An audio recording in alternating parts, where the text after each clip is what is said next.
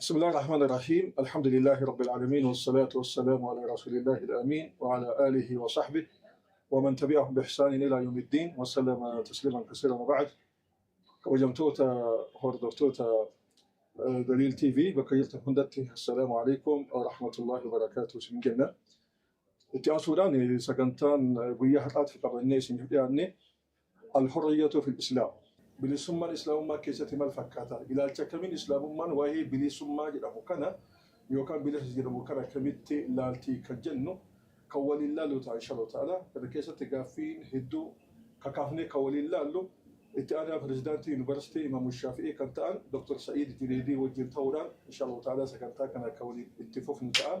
Doktora jazakumullahu khairan wa barakallahu fiikum. Barakallahu. Baga guyyaadhaa waamicha kenna.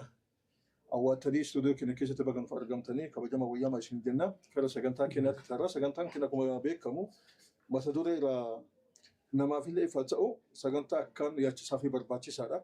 Maaliif jecha namni huduuda ofii beekuu fi huduuda rabbii beekuun bilisa gaaf jennu bilisummaa qaba gaafa jennu bilisummaan haddiin isaa hagam takka akka namummaatittis akka shari'aatittis akka wad'iin sila ahkamni wad'iyyaa kaayittis maal fakkaata waan jedhamu kana waliin laalla inshaallahu ta'ala dura doossoo wanni ittiin jalqabnu تعريف حريات يعني الحرية في الإسلام قافة جن مالجتشو وانجتون هكذا.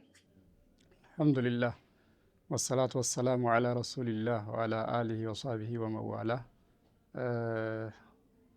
بالسمة يجون إسلام كيستي باي وان هيك نساء قداتي يا دريمين نساء باي إيرا إسلامنا كيستي والريا والنجرم وكمو بالسمة النجرم. bilisummaa kan jedhamu kun islaaminaa keessatti yookaan amantaa islaamaa keessatti waan namaa fi beelladoota adda godhu keessaa isa tokko akkasuma ammallee bu'uura dirqamaati. Shari'aan islaamaa bakka bilisummaan dhabametti dirqamni hin jiru jechuun fakkeenyaaf namni tokko homa shar'iin godhisiin jette san namni yoo dhoowwe ta'e rabbiin dirqama san irraa kuffisa maaliifi waan san raawwatuu hin danda'u jechaadhaaf. Kanaaf wanti bilisummaa jedhu islaama keessatti iddoo guddaa qaba jechuudha. Garuu haa ta'u namni hawaasni hundi yookaan immoo biyyi hundi yookaan dhuunfaan namoonni hundi isaanii maali bilisummaan kun ka jedhu keessatti walii galuu hin danda'an maaliifi namni martuu akka ofiitiin laala waan ta'eef. Kanaafuu yeroo baay'ee wanni mul'atu tokko ani bilisummaa barbaada jedhee deema kabiroo immoo kanaa miti kabiraati bilisummaan jedhee akkasitti yaada maaliifi bilisummaa wanni jedhamu kun maal inni jechuu waan hin hubatiniif. Bilisummaa jechuun akka amantaa islaamatitti namni tokko waan barbaade yeroo barbaadetti akka barbaadetti odoo namni tokko isan daangessine odoo namni tokko isan dirqine raawwatus dhiisus danda'uudha bilisummaa kan jedhamu. Kana keessatti immoo odoo bu'uuraalee diini islaamaa hin tuqne jechuudha. Diiniin islaamaa bu'uura gurguddaa qaba. Bu'uura gurguddaa amantaan islaamaa qabu kanaan odoo walitti hin buune namni tokko gocha tokko raawwatullee dhiisullee yeroo fedhee fi akka fedhee fi waan barbaade raawwatuu danda'uudha bilisummaa jechuun. Iddoo kun hin jirretti namni nama jedhamee waamamuun hin danda'amu jechuudha. Beelladaan addaan jiraatuu hin danda'u. Wanni hundi isaatu wanni rabbi uume hundi isaatu yoo laallee arginu bilisummaa yookaan hurriyyummaa jennu bilisummaa jennu kana ni barbaadu ni fedhu. Garuu wanni nama adda taasisu maal inni maalummaa isaa hubatuu fi akkaataa itti waan kanaan gahan hubatuu isaatii fi ammallee miira wanna kanaa itti dhagahamuu fi akkaataan inni itti jiraatu akkaataan inni itti oolu akkaataan inni itti bulu jireenyi isaa marti kanaan wal qabatutu ilma namaa adda taasisa jechuudha. Kanaaf amantaan islaamaa ilaalchi namoota waa'ee bilisummaa kana keessatti hedduu waan wal dhabuudhaaf amantaan islaamaa waa'ee bilisummaa jennu kana yookaan immoo afaan arabiitiin hurriyyaa kan jennu kana waa lamatti rarraafte. Tokko ilma namaati kan lamuu immoo rabbii keenya khaaliqa nama uume jechuudha. ilma namaatitti karaa raaftisuun ilmi namaa waan kana akka barbaachisutti akka hubatamuu danda'utti hubatuu hin dandeenye akkuma duratti jenne san keessatti wal dhabanii waan jiraniif rabbi immoo ilma namaa kan uume rabbiin maali bilisummaan kuni kan jedhu ofii isaati karaa isittiin gahanillee ammallee bu'uuraalee isillee akkaataa adeemsa isii maraa rabbi ofii isaati shari'aa islaamaa keessatti akka reef jenne saniin ibse jechuudha. Namoonni maal jedhanii bilisummaa jechuun namni waan barbaade dalaguudha haga mirga nama tokkoo keessan seennetti jedha warri kunniin. Garuu amantaan islaamaa akkatti ilaalu. Bilisummaa jechuun namni waan barbaade yeroo barbaadetti raawwatuudha haga mirga nama biroo keessatti hin seenne fi hanga ammallee waan bu'uuraalee amantaa islaamaa tuuxu keessa hanga seennettii fi inumaayyuu shari'aa islaamaa keessatti hattaa mataa ofiit irratti ijjannoo fudhatuun amantaa islaamaa keessatti hin dhorgamu. Kanamaa qofa odoo hin ta'in keetillee bu'uuraalee amantichallee eeguun bilisummaa wanni jedhamu bifa kanaan jechuu yoo kanan ta'in ma'anaa yookaan immoo yaadrimee bilisummaa jedhamu kana argatuun hin danda'amu jechuudha. Doktor Omar jecha keessan kana irratti bakka namatti ilaalla amma taarifuma yookaan ammoo ma'anaan bilisummaa namni tokko waan tokko yeroo barbaadetti akka barbaadetti fedhii isaa irratti hundaa'ee waan san galmaan gahuun bilisummaa hooka jedhamu taate akka islaamummaatitti bu'uura shari'aa haala eeggatiin hooka jedhamu taate ummanni dhihaa immoo kan jedhu bilisummaan kun ilaa bilisummaa waan feete dalagoodha akka feete dalagoodha haala nama biraa hin miidhiniif gaafa jettan garaagarummaan eega isin bilisummaayyuu dura dursu namni fedhii ofii akka fedhetti yeroo fedhetti galma waan galma gahu barbaadu tokko galmaan gahu eega barbaade galma waan san galmaan gahu keessatti waan tokko goolii eega kayyeeffate waan kayyeeffate san bakkaan gahu keessatti haala waan namaa tokko hin tuqiniin maaliif waan seera ummaa warri dhihaa jedhe kana daangessuu barbaadde shari'aa dheesan an maadaama waan fedhe dalagu isin miidhin malee waan fedhe dalagu horiyyummaa bilisummaa hin qabu jecha duraatti wal faallisuun amma kuni isaan bu'uurri isaan irratti kaayani namni fakkeenyaaf ani yaada ofii bilisaan ibsatuu jedhan jarri yaada ofii bilisaan ibsatuu kan jedhu keessatti yeroo dhuftee ati yaada kee bilisaan ibsatuudhaaf deemtu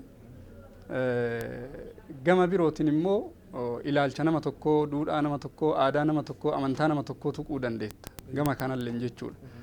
Kanaaf akka amantaa islaamaatitti hurriyyummaa kan jennu hanga mirga nama biroo keessatti seennee sanillee akkuma jirtutti fudhannee isirratti immoo bu'uuraalee amantaa keessa hanga seennetti maaliif bu'uuraalee amantaa keessa yoo seente namoota biroo keessallee seenu namoonni waan kanatti amanantu jira.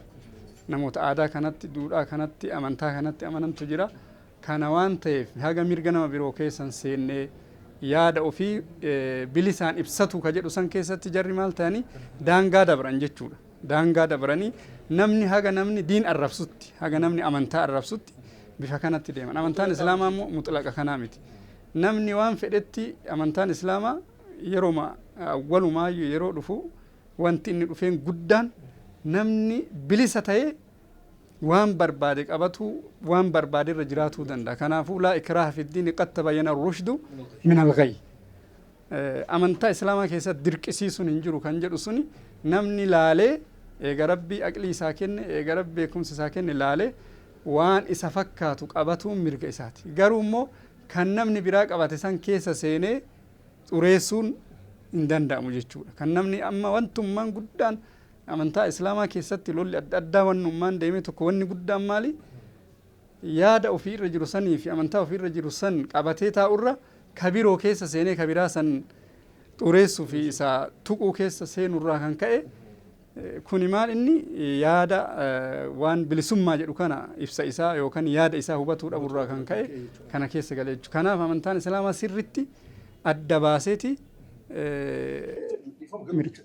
labsii hin finne kan baay'ee isin jettan kuni amantii ofiillee obsateeti amantii nama biraallee hoo haala amma uummanni yeroo ammaa nisisira jedheeti haala amantii wal bira fiduna waan tokko riisarchii adda addaa irratti adeemsifamu kana osoo hin taane amantaa kee qabatu wajjin amantaa nama biraa dabreeteeti waan san xureessuudha gaafa kana islaamummaan daangessite jechuudha malee isaa wajjin mormii silaa ragaa irratti hundaa'een isa hojii ragaa mormii godhuun way daangessite irra islaamummaa gaafa kana jechuudha. Hin daangessine maaliif jennaan kun jira kaa.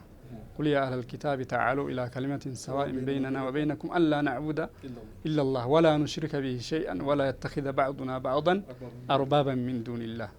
كناف وانتجر إبسو في كم برو طريس أما فكينيا نمني قرين أمانتان أبلو أكنا جرا نبيين أبلو أكنا جرا جداني وان فكا نوان أدى مرقا yaada ofii ibsatu jedhanii bifa saniin ibsan kanniin hin daangeffama jechuudha hin daangeffama. Ayyi bakka lamatti qabsiiftan amma bilisummaan kun waa lamatti rarraatanii ilma namaatii fi tarabbii ta'edha. Achirratti hin daabite ilmi namaa maal fa'a wanni isaan bu'uurri hurriyyummaa ilma namaati. Maaliifi rabbiin ilma namaa aqlii isaa kennee jira. Nama kana waan maraa ol isa taasisee jira. Akka beelladaati miti namni fakkeenyaaf hiyyaadha beekumsa qabaa dandeettii qabaa kanaaf ilmi namaa yaadee wanna na baasa jedhe wanna fayyada jedhe yeroo barbaadetti akka barbaadetti raawwatuun mirga isaati garuu shari'aan islaamaa kana nama qofatti hin dhiifne maaliif yaanni namaa wanni namni fedhu wanni namni barbaadu waan wal dhabuuf namni kun kana barbaada jidduu kana keessatti kun walitti bu'iinsi waan argameefi eegasi rabbii waan kan irraan hafne ofii isaati maal akka ta'e bilisummaa jechuun maal akka ta'e mirga jechuun maal akka ta'e kana ofii isaati ibse jechuudha. Hanga tokko ilma namaatillee maal kennee jira karaa inni ittiin hurriyyummaa kenneefii jira. Wantoota isa waan akkana godhi jedheeni isa ajaje qaba wantoota akka namni immoo ofii isaati yaade dalagu godhe qaba. Kana keessatti immoo ilmi namaa waliin galu waan ta'eef ilaalchi namaa garagaraa hubannoon namaa garagaraa dandeettiin namaa garagaraa beekumsi namaa garagaraa waan ta'eef shari'aan islaamaa irraa haftee namumatti hin kennine rabbiilleen kan gaafa duraa nama kana uume ka dhiigarraa foonirraa waan adda addaatirraa nama kana uume fedhiin isaa maal akka ta'e inni waan beekuuf ofii isaatii walumaa galatti bifa waliigalaatiin shari'aa islaamaa keessatti jechuu ilma namaati haga tokko mirga kennee san booda immoo akka namni daangaan hin dabarre fedhiin ilma namaa wal dhabuun kun walitti buufti waan ta'eef ilaalcha kana yaada kana walitti buufti waan taateef kanaaf ofii ibse jechuudha. Ilma namaati hurriyyummaa kennee walaakin daangaa itti godheeta. Hagamta akka hurriyyummaa kennee fi bakki inni daangaa itti godhe silaa waajibaata takliifa ittiin godhe kan itti baantamu waan silaa rabbiin haraama godhe haraama sana waan kun haraama irraa fagaadha rabbiin jedheera nusiila kan itti baantamu maaliin taqyiida godhe islaamummaa keessatti nama tokko hurriyyummaa mutlaqa kenne walaakin rabbiin dhufee waan tokko maal godhe hurriyyummaa san daangeessee amma fakkeenya gabaabaa fudhannu ilmi namaa amma akka warra dhiyaatitti sijaaraa afuufuun hin tayaa jedhan mana keetitti yoo afuufte hin tayaa jedhan garuu bakkee uummanni itti wal ga'u keessatti bakka hawaasni itti wal ga'u keessatti bakka nama miidhuu dandeettutti hin ta'uu jedhan shari'aan islaamaa kana hin hayyamtu maaliif silaa inni kophaa isaa jiraami namni kun kophaa isaa jiraatu wajji wanni kun hanga qaama isaati irratti wanni kun dhiibbaa geessi shari'aan islaamaan hayyamtu rabbii walaa taqtuluu anfusakum inna allaha kaana bikum rahiima nafsee keessan hin ajjeesina ani rahmata isinii qaba kan jedhu kana amma ilaalchi islaamatiif ilaalchi warra dhiyaa manatti dhuydee yoo barbaadde haga barbaadde yoo machoofte haga barbaadde yoo miidhamte haga barbaadde yoo barbaadde duutee barbaadde jiraatte nama biraan tuqin malee haga barbaadde dhuyyeedhaan shari'aan islaamaa garuu wanta qaama namaati irratti dhiibbaa geessu aqlii namaati irratti dhiibbaa geessu ka rakkoon isaa gara hawaasatitti illee booda dabruu danda'u kana hin hayyamtu kanaaf daangaan isii bifa kanaan daangessiti jechuudha. Bareeda doktor Khalid nuuf gale amma waan kana wal qabsiinee waan sila rabbiin subhaanahu wa ta'aala dhowwaa godheen wal qabsiiftanii akka sijaaraatitti hiriyyummaa huriyyaa mutlaqa akka hin kennineef namni akka fedhii ofiititti waan fedhe dalaguu akka danda'u laakiin ija islaamummaatiin ammoo akka islaamummaan waan kan hin dalagin hokka jettu taate nama biratti taqayyidan goone addallee hoo jiraatu waan san dhiisuu qabaadha. Limaadha jennaan shari'atu waan san hin dhoggin akka waan san irraa of qabu waan shari'aan dhoggeteef jecha nuuf jettanii galatoomne sin jenna sagantaan yeroo har'aas maratti raawwanna inshaa Allah. Kabajamtoota daawwattoota keenya sagantaa guyyaa har'aa qabanne waa'ee bilisummaa islaamummaan waa'ee bilisummaa kan maalitti ilaalti kan jennu taarifa isaa fi gaafii takka lama waliin ilaallee turre kanarra hafe insha Allah ta'ala halaqaa yookaan sagantaa itti aanutti kan waliin ilaallu ta'a. Aga yeroo saniitti assalaamu alaikum wa rahmatullahi wa barakatuh.